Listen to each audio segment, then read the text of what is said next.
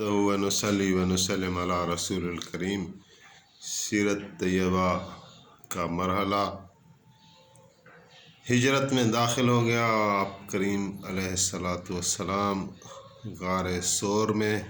پناہ لیے ہوئے حضرت ابوبکر کے ساتھ انتظار فرما رہے تھے کافر ادھر ادھر ہو جائے، تو کافر وہاں تک پہنچے اور وہاں سے بھی نامراد اللہ تعالیٰ نے ان کو واپس کیا، جیسا کہ اگلی قسط میں عرض کیا گیا۔ اس کے بعد جو ہے عامر بن فہیرہ حضرت ابوبکر کا غلام تھا، اور عبداللہ عریقت لیثی ان کو جو ہے وہ ہائر کیا تھا کہ وہ راستے کو جانتا تھا بطور رہبر۔ تو یہ رات کو آئے اور 2 اونٹ لے کر آئے، اور اس پر نبی کریم صلی اللہ علیہ وآلہ وسلم نے مدینہ عالیہ کا غار ثور سے 3 دن 3 راتیں رہنے کے بعد سفر کا آغاز کیا۔ تو مکے والے بھی چین سے بیٹھے نہیں تھے، وہ ابھی بھی آپ کی تلاش میں تھے، اعلان کیا ہوا تھا، لیکن اسی کے پیش نظر جو ہے عبداللہ عریقت لیثی نے عام شارع سے حضور کو نہیں لے کر گیا جہاں عام طور پر سفر ہوتا تھا، بلکہ مدینے کا سفر کسی اور رخ سے اختیار کیا تاکہ کافر جو ہے پیچھے پہنچ نہ سکے۔ لیکن اس کے باوجود بھی کچھ واقعات آتے ہیں۔ ایک سراقہ تھا، وہ بڑا جفا کش انسان تھا، اور اس کے پاس ایک گھوڑا تھا تیز رفتار کا۔ اس نے بھی انعام کی لالچ میں حضور علیہ السلام کا پیچھا کیا اور پہنچ گیا۔ تو جب قریب پہنچا، گھوڑے پر سوار تھا، تو رسول اللہ صلی اللہ علیہ وسلم نے اللہ تعالیٰ سے دعا مانگی کہ یا اللہ اس کے شر سے ہمیں بچا، جس طرح آپ چاہیں مجھے اس کے شر سے بچا۔ تو جیسے آپ نے الفاظ کہے تو اس کا گھوڑا جو ہے زمین میں اندر دس گیا، اور سراقہ خود کہہ رہا ہے کہ میں نے سمجھا کہ میں تو گیا آج، میں تو گھوڑے سمیت زمین میں اندر چلا جاؤں گا۔ تو میں نے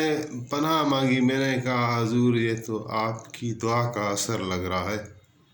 میرے جو بھی ارادے تھے میں نے توبہ کی، مجھے معافی دے دے۔ تو پھر رسول اللہ نے فرمایا یا اللہ اگر سراقہ سچ کہتا ہے تو اس کو معافی دے دے۔ تو پھر وہ گھوڑا اس کا نکل آیا، وہ آزاد ہوا،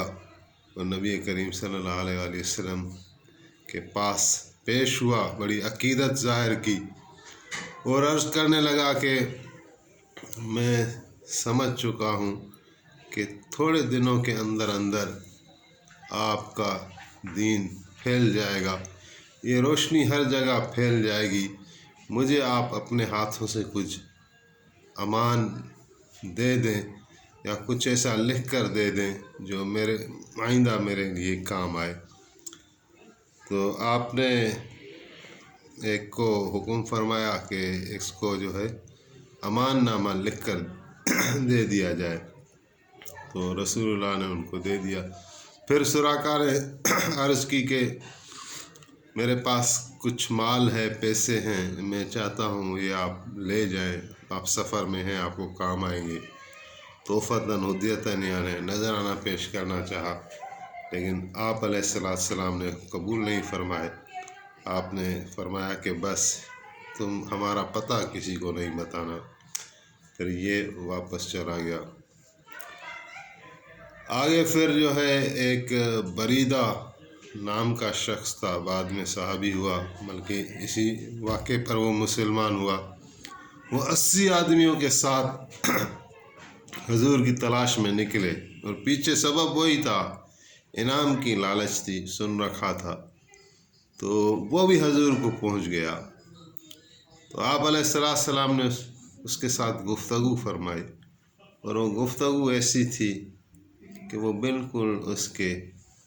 دل میں بیٹھ گئی، اور وہ کلمہ پڑھ کر مسلمان ہوا، اور نہایت ادب اور عقیدت کے ساتھ عرض کرنے لگا کہ یا رسول اللہ آپ مدینۃ العالیہ جا رہے ہیں تو وہاں آپ کو رہنے کا شاید مسئلہ ہو، تو میرے پاس وہاں جگہ ہے جو میں کرائے پر دیا کرتا ہوں، تو اگر آپ وہاں رہیں تو میں وہ آپ کو پیش کرتا ہوں۔ تو آپ نے بھی اس کی بھی پیشکش یہ قبول نہیں فرمائی، نہ سفر جاری رکھا۔ پھر ایک جگہ منزل کی، وہاں پر کچھ آرام کیا یا وقفہ کی ضرورت ہوتی ہے جیسے عام سفر میں، تو ایک مقام آیا، وہاں ایک عورت تھی مباد، وہ عاتقہ نام تھا، مباد اس کا کنیت سمجھنے، تو وہ مہمان نواز تھی اور لوگوں کو، مسافروں کو کھانا پینا پیش کرتی تھی۔ تو حضور علیہ السلام وہاں پہنچے تو اس عورت نے بڑی معذرت کی، بولا اس وقت مجھے کچھ ہے نہیں کہ میں آپ لوگوں کو کی خاطر تواضع کروں۔ تو ایک بکری کھڑی تھی جو انتہائی کمزور تھی، تو حضور علیہ السلام نے بکری کو دیکھا اور مباد سے کہا کہ اگر تم اجازت دو تو میں سے دودھ نکالوں۔ تو وہ کہنے لگی کہ حضور یہ اس بیچاری میں کہاں دودھ، یہ تو بہت کمزور ہے اور اس کی وجہ سے یہ جو ہے وہ ریوڑ کے ساتھ جا بھی نہیں سکی، چلنے پھرنے کے بھی قابل نہیں ہے، تو اس بیچاری میں دودھ نہیں ہے۔ ہاں آپ خاطری کر لیں، آپ اگر چاہتے ہیں تو مجھے اعتراض نہیں، آپ اپنی تسلی کر لیں۔ تو حضور علیہ السلام نے اپنے شفقت بھرے ہاتھ اس پر پھیرے اور پھر برتن لے کر دودھ نکالنا شروع کیا، تو اس بکری سے اتنا دودھ آیا کہ جتنے بھی مباد پہ سب سے پہلے آپ نے وہ پیالہ خود مباد کو پلایا اور پھر آپ نے پیا اور آپ کے ساتھیوں نے پیا، یہاں تک کہ سیر ہو کر پیا۔ پھر آپ نے مباد کو فرمایا جو برتن ہیں تمہارے گھر میں وہ لے کر آؤ، اور وہ برتن آپ بھرتے گئے، اور جو سب سے بڑا برتن بھی تھا وہ بھی دودھ سے بھر گیا، لیکن بکری کی جو دودھ کی روانگی شروع ہوئی وہ ختم نہیں ہو رہی تھی۔ سبحان اللہ۔ تو اس کے بعد حضور وہاں سے چلے گئے اور اس عورت کا شوہر آیا ابو مباد، تو اس عورت نے بتایا کہ حضور علیہ السلام آئے تھے اور یہ ایسا قافلہ تھا، اور حضور کے تیور بتائے، رونقیں بتائیں۔ اس کتاب میں تو نہیں لکھا، مولانا طارق جمیل صاحب بڑے اس کے شعر پڑھتے ہیں، کافی مرتبہ میں نے سنا کہ مباد نے حضور کی تعریف میں جو نعتیہ اشعار کہے ہیں وہ بڑے معنی خیز ہیں، کہ اپنے شوہر کو بتایا کہ وہ ہستی کیسی تھی، یعنی حضور اپنا اثر چھوڑ گئے، اور بعد میں ان کے لیے آیا کہ وہ میاں اور بیوی چل کر مدینۃ العالیہ آئے، حضور کی خدمت میں حاضر ہوئے اور کلمہ پڑھ کر مسلمان ہوئے۔ تو اسی طرح یہ سفر آپ کا جاری رہا۔ وہاں مدینے والوں کا یہ حال تھا کہ جس دن سے انہوں نے سنا تھا کہ نبی کریم صلی اللہ علیہ وآلہ وسلم مکۃ المکرمہ سے نکلے ہیں، تو اس دن سے وہ روزانہ صبح کو کافی کلومیٹر مدینے سے آگے آ کر استقبال کے واسطے کھڑے ہو جاتے تھے، صبح سویرے کھڑے ہو جاتے تھے، اور اتنی دیر کھڑے رہتے تھے کہ جب سورج کی روشنی تیز ہو جاتی اور دھوپ تنگ کرنے لگتی اور مزید کھڑا نہیں ہوا جا سکتا تھا تو پھر یہ واپس آ جاتے۔ تو اسی طرح کرتے کرتے 13 دن گزر چکے تھے شاید کہ نبی علیہ السلام 13 دن قریب گزرے تھے اس سفر کو کہ آپ جو ہے وہ مدینہ عالیہ میں پہنچے۔ تو مدینے والوں کا وہی اس دن بھی ترتیب وہی تھی کہ صبح سے حضور کی راہ دیکھ رہے ہیں، تو جب دھوپ تیز ہو گئی اور وہ واپس مڑے اپنے گھروں کی طرف رخ کیا،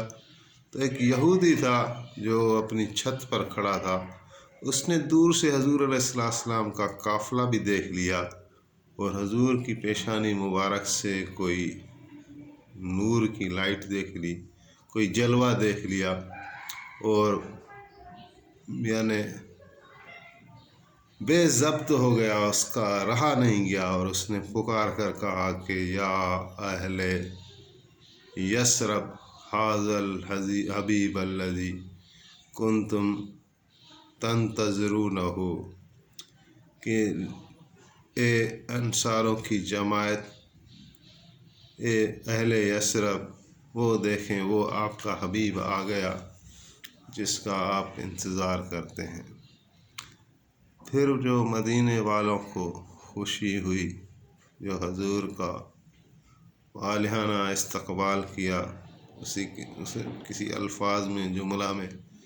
بیان نہیں کیا جا سکتا، بس مختصر یہ کہ تصور کریں جیسے ہم لوگ ہیں،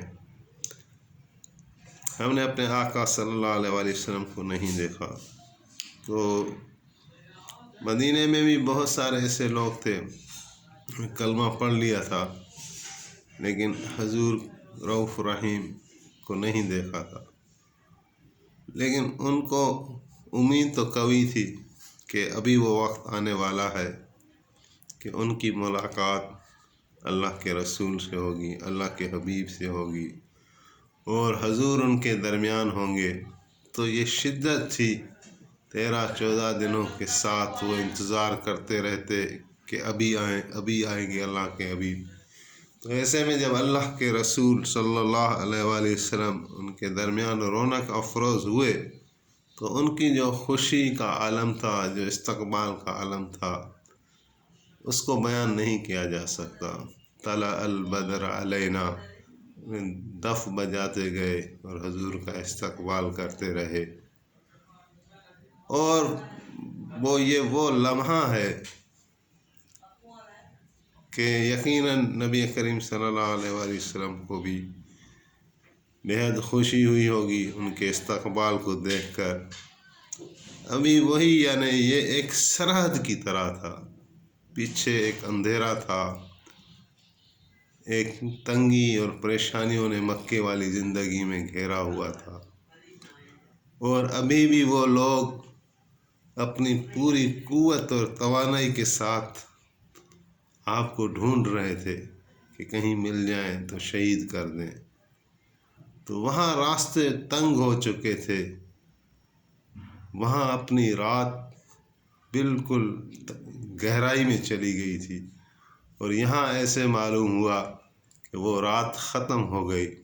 وہ تاریکیاں ختم ہو گئیں، اور سورج ابھر آیا اور یہ روشنی آ گئی۔ تو ایک طرف مدینہ پورا حضور کے آمد سے مدینے کی رونق بڑھ گئی، حضور کے آنے سے مدینے کو شان ملا، مدینے والوں کو شان ملا، لیکن ایک طرف یہ بھی کہ وہ جو مکے والے دن تھے، جو آپ نے بڑی مشقتوں کے ساتھ جھیل کر گزارے تھے، وہ ابھی چیپٹر ختم ہو گیا، اور مدینے والوں نے جیسا کہ آپ کی بیعت کی تھی کہ ہر طرح آپ کی خدمت میں حاضر رہیں گے، تو آپ کو ایک والہانہ استقبال دیا، اور سب سے پہلے آپ نے بنی نجار قبیلے میں رہے کہ وہاں آپ کی ایک دادی حضرت ہاشم کی گھر والی جو تھی بی بی ام سلمہ، وہ اس کا قبیلہ تھا، تو اس نسبت کے ساتھ آپ نے ان کو عزت دی، اور 4 دن اور 4 راتیں آپ وہاں رہے، اور وہاں پر پھر آپ نے مسجد قباء تعمیر فرمائی۔ مسجد قباء اسلام کی پہلی مسجد ہوئی۔ مکے میں تو ظاہر ایسا ماحول نہیں بن رہا تھا کہ مسجدیں بنائی جائیں اور ایک جماعت کی شکل میں کام کیا جائے، تو وہاں تو مسلسل مزاحمت ہوتی تھی، پریشانی ہوتی تھی، اور یہاں ماحول بن چکا تھا، اور لہٰذا پہلی مسجد جو اسلام میں بنی وہ مسجد قباء تھی۔ تو پھر 4 دن یہاں آپ رہے اور اس کے بعد آپ یعنی یثرب میں مدینے میں داخل ہوئے۔ تو اس کو میرے خیال میں ابھی اگلی قسط میں بیان کریں گے۔ مدینے والی زندگی میں داخل ہو گئے اور مکی اور مدنی زندگی میں دن رات کا فرق ہے، جس کو میں نے ابھی بھی مختصراً بیان کیا۔ حضور کے یہ 2 ادوار ہیں، یہ جو بڑے معنی خیز ہیں۔ مکی زندگی میں بہت سارا قرآن نزول ہو چکا تھا، 86 صورتیں مکی ہیں، 28 صورتیں مدنی ہیں، لیکن احکام ابھی مدینے والی زندگی میں آنے شروع ہوئے۔ ابھی جو یکسر ایک آپ کے شب و روز ہیں، وہ ابھی ایک الگ ترتیب میں آ گئے۔ مکے میں ایک الگ ترتیب تھی، الگ ماحول تھا، اور مدینے کی فضا الگ تھی۔ اس کو ہم آگے بیان کرتے جائیں گے انشاءاللہ تعالی، اللہ ہمیں توفیق دے تو اس کو بہتر سے بہتر بیان کریں، اور جو اس میں کمی بیشی رہ جاتی ہے تو اللہ اس کو معاف کرے۔ اور جو ہے کسی دوست کو اگر ایسی بات سمجھ میں بھی آتی ہے تو کمنٹس میں بھلے اس کو ایڈنٹیفائی کرے کہ کریکشن کی بھی یعنی ضرورت رہتی ہے، تو ہم اپنے اخلاص کے ساتھ کوشش کر رہے ہیں کہ حضور علیہ السلام کی مبارک زندگی کو آسان سے آسان لفظوں میں بیان کیا جائے، مفہوم بیان کیا جائے۔ تو انشاءاللہ یہ بیان جاری ہے۔